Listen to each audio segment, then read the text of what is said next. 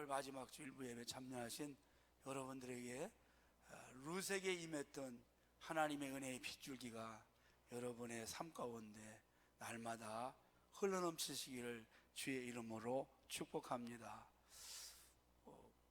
오늘 8월 마지막 주일인데 그렇게 뜨거웠던 더웠던 여름이 이제 서서히 물러가고 아침 저녁으로는 서늘한 바람이 들어오면서 풍성한 결실의 계절이 우리 앞에 다가오는 것 같습니다.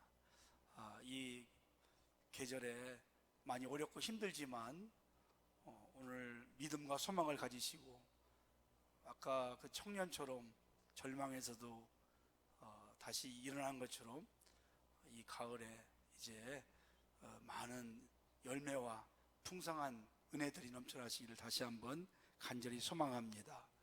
우리가 살아가는 이 세상에는 우리의 상식을 뛰어넘는 뒤집는 일들이 종종 많이 일어나고 있어요. 개미와 배짱에 대한 이야기를 아마 다 아실 겁니다. 그 이야기의 줄거리가 바로 이렇잖아요. 개미는 여름 내내 땀 흘리면서 열심히 일을 해서 가을에 풍성한 열매를 거둬서 겨울에, 추운 겨울에 배부르게 뜨뜻하게 잘 지낸 이야기고, 배짱이는 개미가 막 일을 하는데 나무에 올라가가지고 기타 치면서 놀기만 하다가 추운 겨울에 잠잘 것도 없고 먹을 것도 없고 그래서 배짱이에게 가서 양식을 구워서 간신히 먹고 사는 그런 내용 아닙니까? 뭘 우리에게 의미합니까? 어떤 상황에서도 열심히 성실하게 근면하게 살아라, 그런 뜻을 가르쳐주고 있잖아요. 요즘 현대판 상식을 뛰어넘는 그런 현대판 개미와 배짱 이야기가 있습니다. 좀 옛날과 다르죠. 역시 개미는 부지런하고 열심히 여름 내내 땀 흘리면서 봄부터 가을까지 일을 했어요. 너무 일을 많이 해가지고 쉬지를 않아가지고 겨울이 돼가지고 추운데 신경통에 류마티스에 허리 디스까지 걸려서 겨울 내내 병원 다니면서 고통을 당했다는 그런 이야기입니다. 배짱이는 여름 내내 기타 치고 놀면서 인생을 즐기다가 가을에 어떻게 음반 하나 냈는지 그것이 대히트를 쳐서 완전히 벼락부자가 되고 인기 스타가 되었다는 것입니다. 요즘 여러분 우리 사이가 좀 그렇지 않아요? 열심히 일해가지고 저축해서 돈 벌면 그게 돈이 잘 벌립니까? 아니잖아요. 그래서 젊은이들이 그렇게 성실하게 일하려고 하지 않고 한탕 하려고 하잖아요. 로또라든지 주식이라든지 코인 해가지고 한 번에 뭔가 좀 왕창 벌어보려고 하는, 그런데 그런 일들이 일어나기는 하지만 가뭄에 콩나듯이 일어난다는 것을 우리에게 보여줍니다. 이 세상은 우리가 생각하는 그런 마음대로 뜻대로 잘 되지 않는 것이 인생이고 세상 아니겠어요? 어떤 상황에서도 좌우로 치우치지 않고 앞을 바라보고 성실하게 근면하게 일할 때에 우리 하나님께서 그 모습을 보시고 또 사람들도 그런 모습을, 성실한 사람을 보고 있다는 것입니다.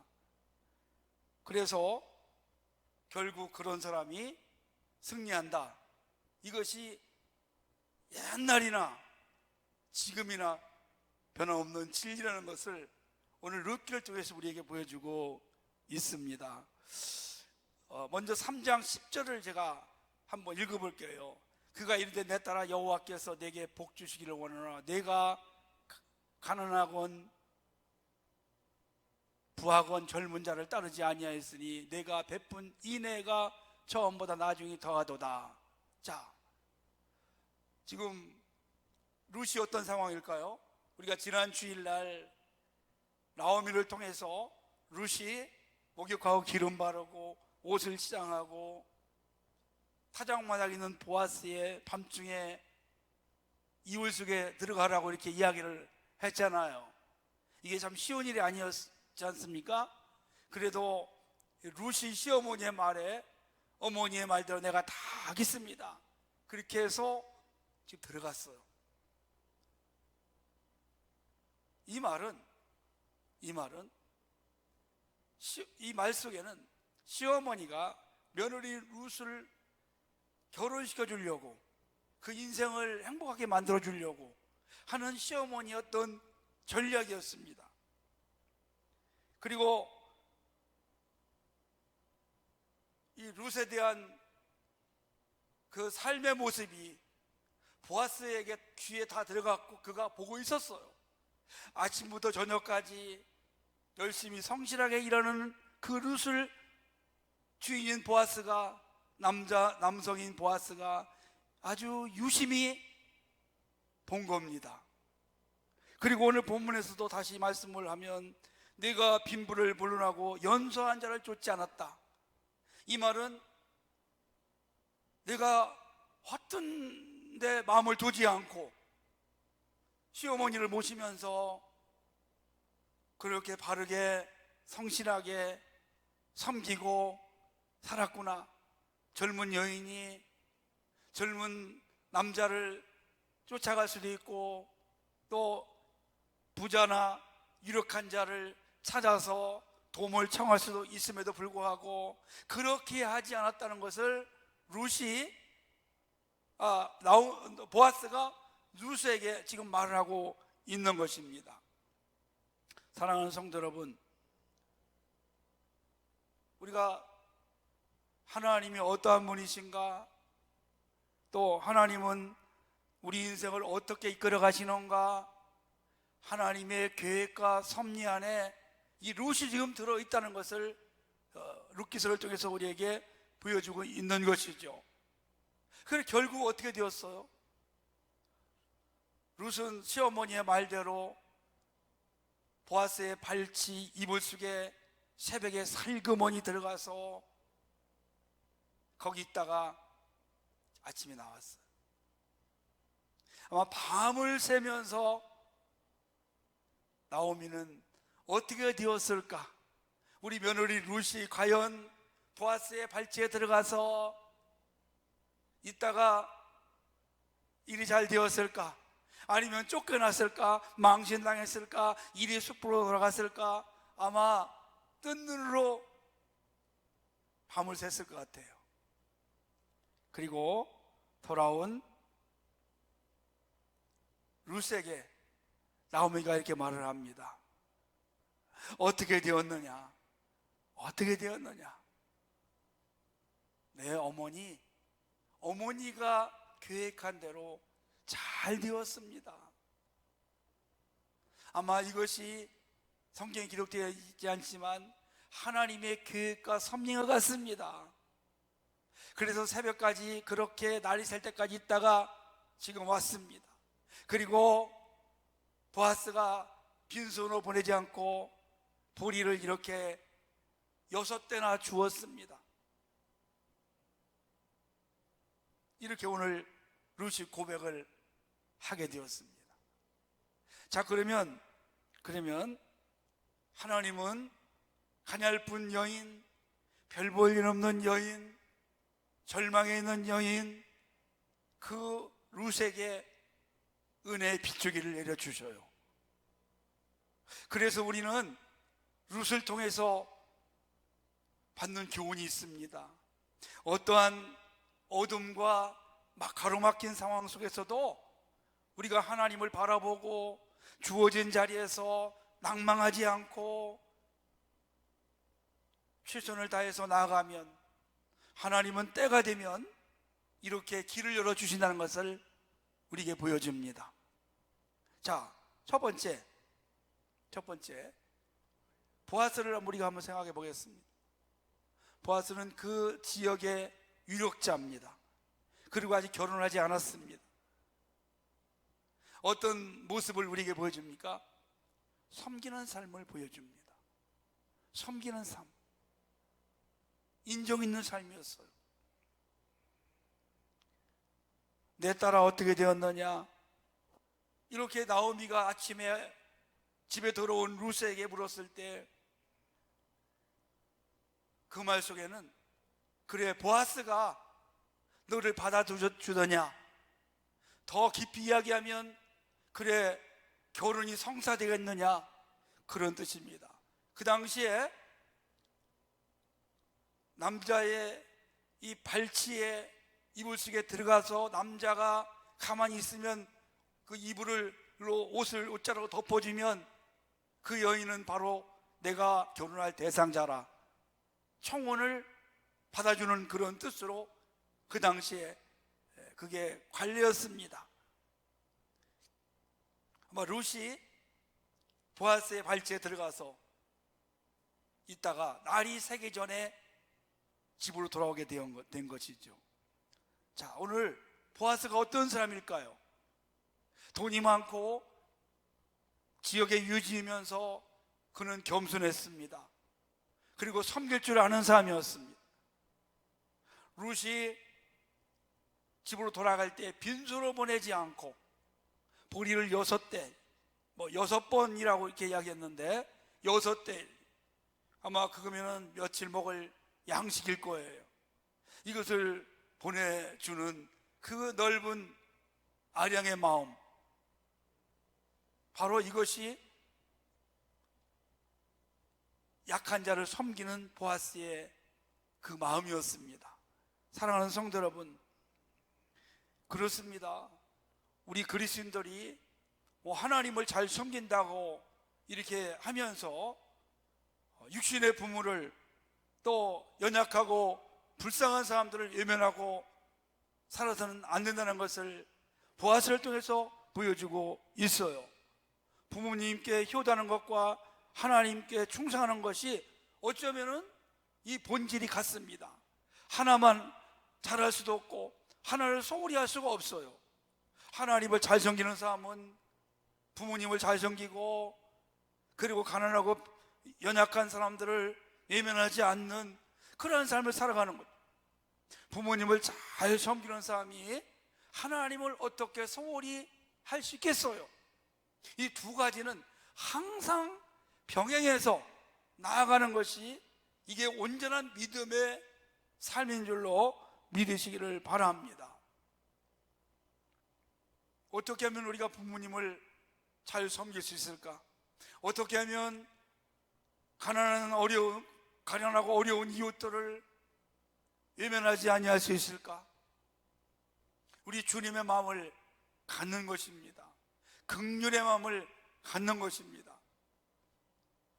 지난주 월요일 날 우리 노예 시찰 은퇴 목사님들을 모시고 사모님하고 같이 모시고 점심을 저희가 대접해 드렸어요. 그래서 맛있는 거를 한번 좀 이번에 대접을 해드려서 장어를 사드렸어요. 아무 때나 정말 먹을 수 없는 것. 근데 어떤 목사님, 사모님이 그런 말씀을 하시는, 목사님, 제가 평생에 태어나서 이렇게 장어 대접받기 처음입니다. 장어를 처음 먹어봤습니다.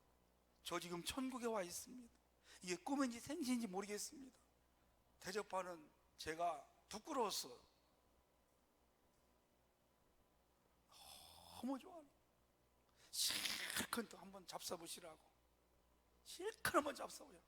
다음에 못 먹을 수도 있으니까 실컷 한번 잡숴. 근데 많이 못 드셔요. 고기도 먹어본 사람이 먹습니다. 안 먹어본 사람은 못 먹습니다. 그리고 양들이 다 작더라고.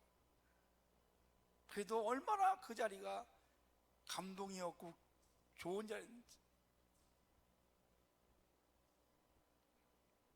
우리 성도님들이, 우리 성도님 가정에서 이렇게 대접해 주셔가지고 제가 뿌듯했고 감사했고, 그분들은 정말 감격스러운 그런 식사 자리가 되었다고 그렇게 말씀을 하셨습니다.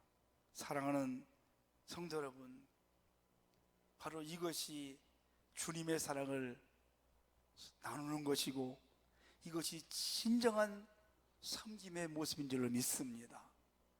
오늘 룻이 시어머니가 그렇게 물었을 때 대답이 참 아름다워요, 성도 여러분. 오늘날에도 그런 며느리가 있을까 저는 생각을 많이 해봤어요. 그렇게 물었을 때 룻이 이렇게 대답하지 않아요. 어머니, 너무 깊이 할 것 없어요. 제가 다 알아서 할게요. 어머니는 그저 기도는 해주세요. 이렇게 대답을 하지 않아. 이게 오늘 현실적인 모습이 아니겠어요? 어머님이 너무 저에 대해서 그렇게 내 인생에 대해서 관심 갖지 말아주세요. 그냥 기도는 해주세요. 그리고 제 일을 너무 깊이 알려고 하지 마세요. 어머니는 어머니대로 사세요. 그렇게 하는 것이 오늘 우리 시대의 모습인데, 룻은 시어머니에게 어젯밤에 있었던, 그 새벽에 있었던 보아스와의 그 일들을 하나하나 조목조목 자세하게 다 이야기를 해드립니다. 우리 부모님들이 그런 걸 좋아하지 않으실까요? 마음을 터놓고 깊은 대화를 하면서 부모님을 이해해주고 부모님을 인정해주는, 그런 인정을 받고 이해를 받을 때 우리 부모님들이 기뻐하고 즐거워하고 행복해하지 않을까요? 옛날에 못 먹을 때는, 가난할 때는 많이 사드리고 좋은 거 사드리는 것이 효도였지만, 오늘날에는 자녀가 부모를 섬기는 것이 그런 육신적인 것보다 마음을 헤아려드리고 이해해드리고 편안하게 해드리고 공감해드리는 이런 것이 진정한 효도가 아닐까 저는 생각을 합니다. 사랑하는 성도 여러분, 이 보아스를 또 보십시오. 가문이 좋고 부자였고 능력 있는, 유력 있는 자였습니다. 그럼에도 불구하고 가난한 이 과부의 그 어려움을 외면하지 않고 집에 보낼 때 뭔가라도 좀 쥐어주는 그런 아량, 이 넓은 마음, 그런 것들을 통해서 하나님께서 이 보아스를 축복해 주시고 그를 더 귀한 사람으로 만들어 주신 줄로 저는 확신합니다. 성도 여러분, 우리에게 베풀 수 있는 기회, 섬길 수 있는 기회가 있을 때 우리는 해야 됩니다. 그 기회가 지나면 하고 싶어도 못해요. 그래서 우리는 할 수 있을 때 우리는 섬기고 베풀고 나누는 것입니다. 갈라디아서 6장에 보면 그런 말씀이 있잖아요. 할 수만 있으면 많이 하라는, 때가 되면 하나님께서 갚아 주시겠다는 것입니다. 기회 있는 대로 믿음에서 가정들에게 베풀기를 원했어. 할 수만 있으면 많이 할 것을 원했어. 때가 되면 하나님이 갚아 주시는 것입니다. 그래서 왜 전도서에 그런 말이 있잖아요. 물 위에다가 떡을 던지라는 거죠. 자꾸 나누고 베푸고 섬기고 돌볼 때 하나님은 더 많이 할 수 있는 능력을 우리에게 베풀어 주실 줄로 믿으시기를 바랍니다. 두 번째는요, 기다리는 삶을 살아야 됩니다. 18절 말씀 본문에 제가 다시 한번 읽습니다. 이에 시어머니가 냈따라 이 사건이 어떻게 될지 알기까지 앉아있어 그 사람이 오늘 이 일을 성취하기는 쉬지 아니하리라 하니라 그랬어요. 자, 이게 무슨 말입니까? 시어머니가 룻에게 어젯밤에 있었던, 어제 새벽에 있었던 그 일, 너는 이제 최선을 다했어. 내가 할 수 있는 건 다 한 거야. 이제 결과는 하나님께 맡기고 우리가 한번 기다려보자. 아멘. 여러분, 기다리는 것이요 믿음입니다. 너무 우리는 조급하잖아요. 어떤 사람이 중요한 일이 있어가지고 일주일 동안 기도원에 가서 금식을 했어요. 하나님, 제가 이 일을 이렇게 하는데 하나님이 응답해 주세요. 가능하면 금식하는 동안에 응답해 주시면 고맙겠습니다. 아님 금식이 끝나는 즉시 응답해 주세요. 그렇게 기도하면서 기도를 하는 거예요. 그런데 소식이 없어요. 기도를 끝나고 집에 왔는데 영 기미가 안 보이고 소식이 없는 거예요. 아, 이거는 안 되나 보다. 그렇게 해서 포기를 했어요. 여러분, 우리가 일주일 금식하고 기도하면 그래도 일주일은 기다려야 되지 않아요? 하나님도 좀 생각할 시간이 있잖아요. 그렇잖아요, 여러분요? 생각을 좀 해봐야 될 거 아니에요. 이 일을 어떻게 해야 내가 금식하고 어려운 부탁을 했는데 가장 좋은 방법으로 내가 응답을 줄까? 물론 하나님은 완벽하신 분이시지만 우리 같은 입장을 놓고 볼 때 하나님도 좀 생각해 보시고 기회를 만들으셔야 될 거 아니에요, 여러분요. 이제 나오면은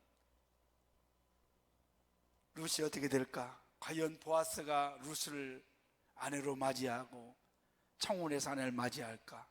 일이 잘 될까? 그것을 기다려보자는 겁니다. 얘야, 우리가 할 일은 다 했다 이제. 이 일이 어떻게 성취될지, 그 일이 어떻게 될지 우리는 그냥 앉아있자. 앉아있으라, 이 말은 이제 기다리라는 그런 뜻입니다. 서서 뭔가 해보자 그런 것이 아니에요. 할 수 있는 일은 다 했어요. 이 부녀가 며느리와 그 자부가 할 수 있는 일은 다 한 겁니다. 그러면 이제 기다리는 겁니다. 아마 보아스가 이 일을 이루기 위해서 동분서주할 거야. 우리는 그저 가만히 지켜보자. 때로는 성도 여러분, 침묵이 역사가 일어납니다. 침묵이 때로는 능력이 나타날 수가 있습니다. 다윗을 보십시오. 시편 42편 1절 이하에 보니까 사울에게 쫓길 때, 절망일 때 그가 이런 기도를 올립니다. 내가 여호와를 기다리고 기다렸더니 귀를 기울이사 나의 부르짖음을 들으셨도다. 나를 기가 막힐 웅덩이와 수렁에서 끌어올리시고 내 발을 반석에 두사 내 걸음을 견고하게 하셨도다. 아멘. 기다리고 기다렸답니다. 하나님 앞에 얼마나 처절하게 눈물로 기도하며 간구하고 도움을 구했는지 응답이 쉽게 오지 않았다는 거죠. 그 일이 그런 일이 몇 년 동안 있었던 겁니다. 그래도 성도 여러분, 자기가 행동하지 않고 하나님께 맡기며 하나님의 어떤 섭리를 다윗은 기다려요. 침묵, 기다림 아주 중요합니다. 그래서 신앙은 어찌 보면 기다림이라고 이야기합니다. 기도한 것, 기다리면 하나님의 때가 되면 우리의 가장 좋은 때 하나님이 응답해 주실 줄 믿습니다. 하나님은 가장 좋은 때를 우리에게 기다리게 하시고 보호하게 하세요. 요셉이 꿈을 꿨습니다. 형들에서 억울하게 애굽 나라의 종으로 팔려갑니다. 억울하게 감옥에 갔습니다. 기다리고 또 기다립니다. 그 자리에서 오늘 룻처럼 성실하게 최선을 다합니다. 결국 때가 되니까 하나님의 때에 요셉을 총리로 세워서 애굽 백성을 살리고 중동의 많은 사람들의 생명을 살린 줄로 믿으시기를 바랍니다. 미국에 두 젊은이가 하버드 대학을 졸업하면서 백화점에 취업이 되었습니다. 그런데 이들에게 맡겨진 직종이 바로 가장 밑바닥부터 올라오라고 사장이 엘리베이터 안내원을 교대로 시켰어요. 한 청년이 사장에게 쫓아가서 내가 하버드 대학을 나왔습니다. 내가 이런 안내를 하려고 이곳에 취업한 거 아닙니다. 그리고 사표를 쓰고 그만뒀습니다. 근데 한 청년은 성실하게 맡긴 일에 일을 합니다. 그리고 사람들이 엘리베이터에 타고 내릴 때에 무슨 말을 하는지 잘 듣고 메모를 합니다. 6개월 후에 사장이 이 사람을 불렀어요. 그때 어떻게 할 만한가? 예, 힘들었지만 보람이 있었습니다. 제가 느낀 것이 있습니다. 아동복과 화장품 가게가 3층에 있는데 그것을 1층으로 내려주십시오. 아이들과 여성분들이 엘리베이터를 타고 오르락내리하는데 위험하기도 하고 전기세도 많이 먹고 불필요합니다. 그 말을 듣고 1층에 여성분들을 위한 그 뭐 화장품 이런 거 있잖아요. 액세서리 같은 거. 오늘날 백화점 가면 다 그렇죠. 여자분들이 백화점을 많이 이용하니까 편하게 할. 그러면서 인정을 받고 그 백화점의 지배인이 되었다가 또 개인 사업을 하는데 성공을 해서 미국 100대 기업 안에 들어가는 훌륭한 사람이 되었다는 것입니다. 사랑하는 성도 여러분, 지금 우리에게도 그렇습니다. 룻처럼 최선을 다하는 겁니다. 하나님이 보고 있습니다. 사람들이 우리의 모습을 보고 있습니다. 때가 되면 하나님께서 우리를 통해서 더 큰 일을 이룰 줄로 믿으시기를, 그리고 그렇게 쓰임받기를 우리 모든 성도님들이 되시기를 주의 이름으로 축원합니다.